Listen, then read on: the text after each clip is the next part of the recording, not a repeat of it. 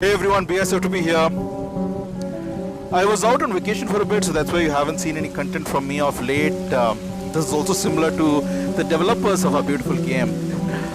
Anyways, let's discuss the topic on hand, which is, in my opinion, which characters performed well this season, which characters underperformed, and which characters miserably flopped this season.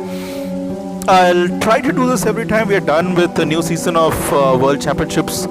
But first, a quick note on initiative and initiative advantage. I feel it's not discussed as much in the community, but this season, more than ever, having high initiative, for me, I felt this, having high initiative was a pretty big advantage compared to prior seasons. And looking at how things are going, how the trend is going, I feel this would continue to be so. To keep things in perspective, out of say around 200 plus attacks in total, my teams faced 85% of all those attacks were from higher initiative players. And certain teams, say the Carton Kyokutsu Summer Keen Rage Reduction team, it works so much better if you have the speed advantage, the higher initiative advantage.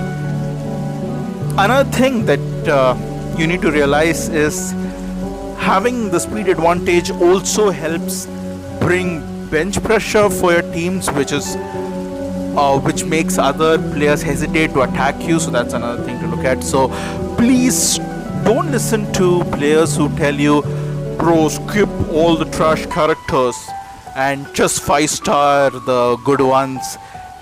It doesn't work that way, and you're doing a disservice to your account. Very counterproductive, both in terms of getting more speed and in terms of global stats, because those are heroic war souls of characters that you are unable to build, right, if you don't have the character.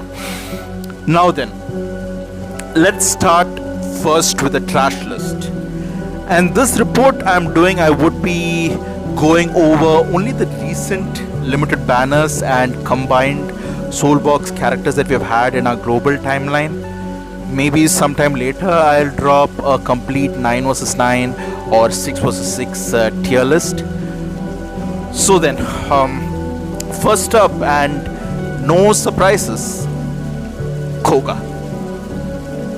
Absolute trash character. With a kit that looks good on paper, I must say, looks good, really good on paper, but doesn't perform at all in reality. Even his tanking is very mediocre, as shown in the recent video that I dropped, wherein a 2-star Xmas Grimjow was thrashing a 5-star Koga. I'll have that video linked in the comment section. And if you want to use him for his Soul Hall, which is the BT Genesis Soul Hall, please use Paragon instead. He is still a beast of a wall that defends ground for you even today in this late meta game. Number 2, and equally trash in my opinion, Senbon Sakura. I'm going to be brutally honest here. Some of the teams that I faced with 5-star Senbon Sakura, they could have used 5-star Kenpachi, the Kenpachi that we get at the start of the game, and actually won that round.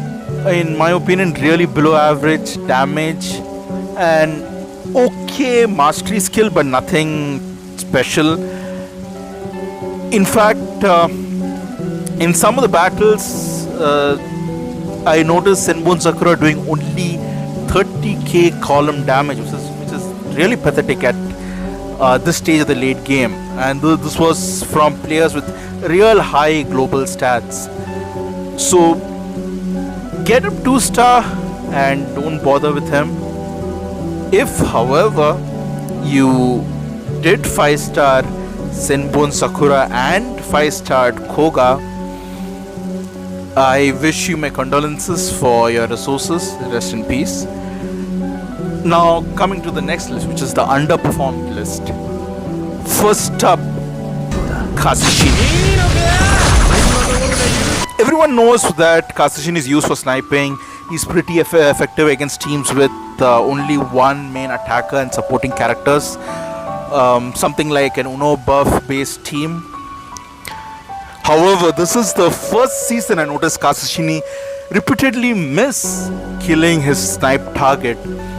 I did drop a video showing how a 5-star Kazushi missed sniping a 4-star Byakuya, and out of curiosity I did a test battle on my server, and again same thing. To add to that, Kazushi can be easily distracted and he can start attacking Ukiura after Ukiura has raged, and Ukiura can take Kazushi's rage attack damage all day. Funny enough, there were also a few scenarios where even before my Ukiura raged, my opponent's Kazushi was attacking my Ukiura, which in the first turn, which is kind of strange, kind of surprising. Also, to keep in mind, with Halo and Nemu as an absolute hard game stopper in the game for Kazushi in the meta, Kazushi's value in your World Championship teams is becoming lesser and lesser by the day. Second on the underperformer list, Dankai Ichigo. At one point in the meta, Dankai Ichigo was a sure shot column killer. If set up right in a debuff based team, he used to force players to use Nemu and the healer to counter him. But that isn't the case anymore. I noticed he isn't the same person anymore.